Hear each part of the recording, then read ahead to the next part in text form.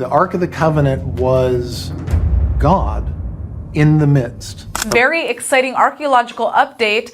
The site where the Ark of the Covenant was known. The last man who touched the Ark of the Covenant died instantly. His name was Uzzah. He only meant to steady it when it began to fall, but God struck him down on the spot. For thousands of years, the Ark remained hidden, lost to history, until one man claimed he found it, buried beneath the place where Jesus was crucified. He said he opened the chamber. He said he saw what was inside, and he said he wasn't alone down there. 4 figures were waiting for him. The Ark of the Covenant is not like any other object in human history. It wasn't built by accident. It wasn't created by man's imagination. According to the Bible, God Himself gave the exact instructions for how to build it. Every measurement, every material, every detail.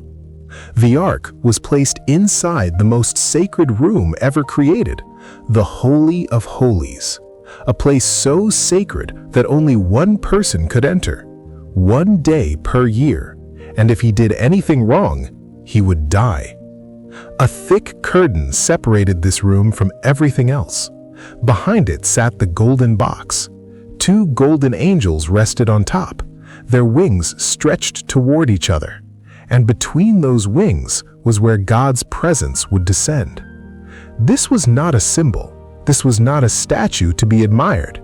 The Israelites believed that God Himself dwelt between those angels, His power, His glory, His judgment. But here's what most people don't realize.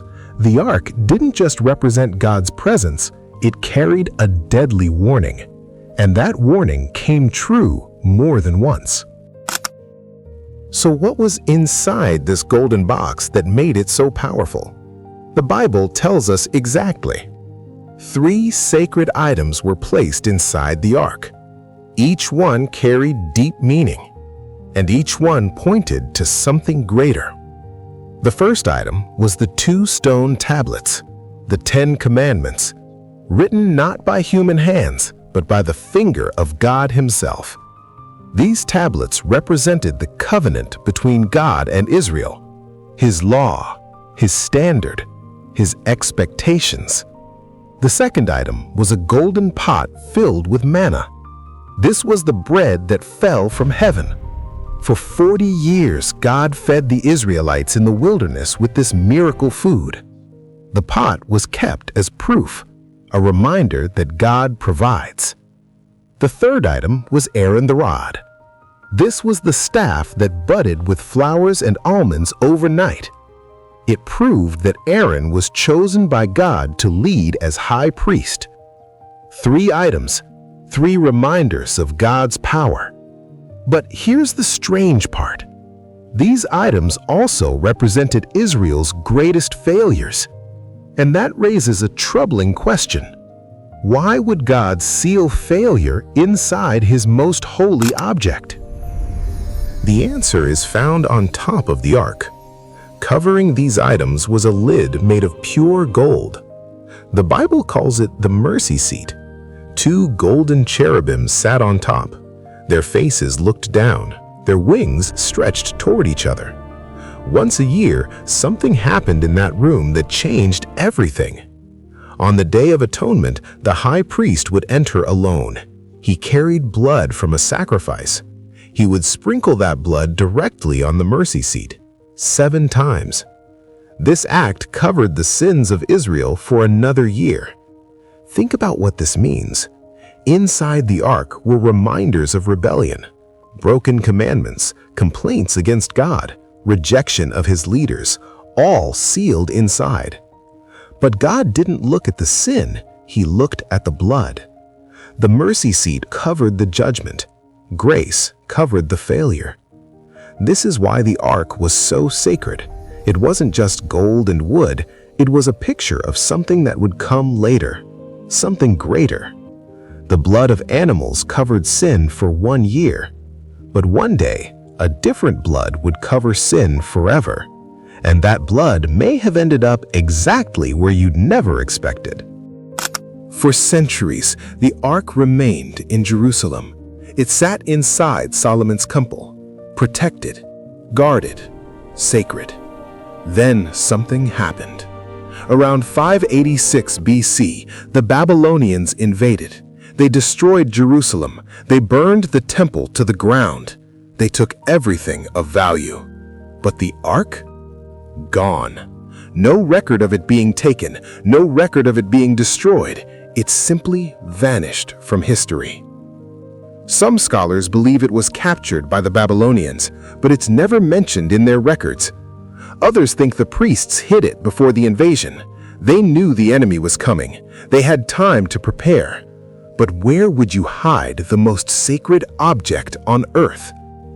Underground tunnels run beneath Jerusalem. Some have never been fully explored.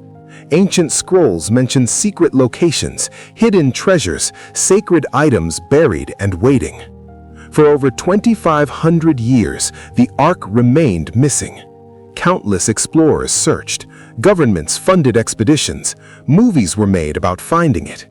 No one succeeded, until one man said he did, and what he found beneath Jerusalem would challenge everything historians believed.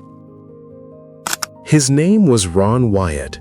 He wasn't a trained archaeologist, he was a nurse anesthetist from Tennessee, but he believed God was calling him to find something buried beneath Jerusalem. In 1978, Wyatt was walking near an ancient rock formation outside the city walls. The locals called it Golgotha, the place of the skull. According to the Bible, this was where Jesus was crucified. As Wyatt walked past, his arm raised up and pointed at a spot. He heard himself say words he didn't plan to speak. "That's Jeremiah's grotto. The Ark of the Covenant is in there." He didn't understand what happened, but he couldn't ignore it. Wyatt spent years getting permission to dig. He faced obstacles at every turn. Officials rejected him, funding ran out, but he kept going. Finally, he was allowed to excavate. He dug through rock and rubble. He crawled through narrow tunnels barely wide enough for his body. Then, in 1982, he broke through into a hidden chamber. The room was small, covered in debris. Rocks and animal skins were piled everywhere. But beneath the rubble, he saw something gold. Wyatt believed he was looking at the Ark of the Covenant, hidden for over 2,000 years, directly beneath where Jesus died. But that wasn't the most shocking part, not even close. When Wyatt cleared away the debris, he noticed something on the ceiling above the Ark, a crack in the rock, a fissure that ran upward. He looked at the mercy seat below. There were dark stains on the gold, dried, ancient, but unmistakable. Blood. Wyatt believed the crack extended up through 20 feet of rock. Directly above was a hole cut into the ground, a socket where something once stood. According to Wyatt, this was the exact spot where the cross of Jesus had been placed. He believed that when Jesus died, his blood ran down the cross. It seeped into the ground. It traveled down through the crack in the rock, and it dripped onto the mercy seat of the ark below. The blood of the final sacrifice, landing on the very place where blood was always meant to be sprinkled. Wyatt took a sample. He had it tested. The results? 24 chromosomes. 23 from a mother, 1 Y chromosome from a father. No human father. Every person on Earth has 46 chromosomes. This blood had only 24. Science couldn't explain it. But Wyatt isn't the only one who claims to know where the Ark is. Thousands of miles away in Ethiopia, an ancient church says they've had it all along. According to Ethiopian tradition, King Solomon had a son named Menelik. His mother was the Queen of Sheba. When Menelik visited his father in Jerusalem, he took the Ark back to Ethiopia. Today, the Ethiopian Orthodox Church says the Ark sits inside a small chapel in the city of Aksum. One monk guards it. He never leaves the grounds. No one else is allowed to see it, ever. Is it real? No outsider has ever confirmed it. Others believe the Ark is still hidden somewhere near Jerusalem. The copper scroll found among the Dead Sea Scrolls lists secret locations of buried treasures. Could the Ark be in one of those places? Some believe it was destroyed by the Babylonians. Others think it was taken to Rome. A few even claim it's hidden in Egypt. Everyone has a theory, but no one has proof. Except maybe Ron Wyatt, and his story takes an even stranger turn. Wyatt claimed he returned to the chamber several times. He tried to photograph the Ark. He tried to film it. Every time something went wrong. Cameras failed, equipment broke, nothing worked. Then one visit changed everything. According to Wyatt, he entered the chamber and found he wasn't alone. 4 beings stood around the Ark. He described them as angels. They spoke to him. They told him it was not yet time for the Ark to be revealed. The world was not ready, but one day it would be.